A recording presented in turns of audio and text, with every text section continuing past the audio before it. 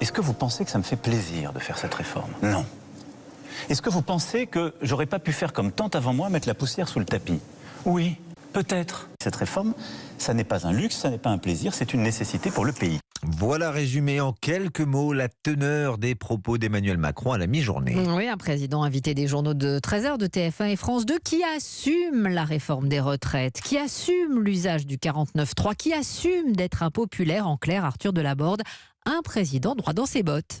Oui, Emmanuel Macron droit dans ses bottes, il assure que ce n'est pas de gaieté de cœur qu'il a voulu faire adopter cette réforme. Néanmoins, pour le président, elle est nécessaire et il se dit prêt à en payer le prix. Entre les sondages et le court terme et l'intérêt général du pays, je choisis l'intérêt général du pays.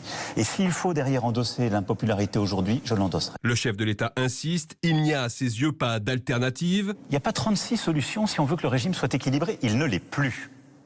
Et plus on va attendre, plus il se dégradera. Emmanuel Macron n'affiche donc aucun regret, si ce n'est de ne pas avoir réussi à convaincre de la nécessité de cette réforme. Je ne vis pas de regret, moi. Je vis de volonté, de ténacité, d'engagement parce que j'aime notre pays et nos compatriotes. Déplorant l'absence de compromis avec les partenaires sociaux sur le texte, Emmanuel Macron dit néanmoins vouloir réengager un dialogue plus large avec eux sur les conditions de travail. Arthur Delaborde.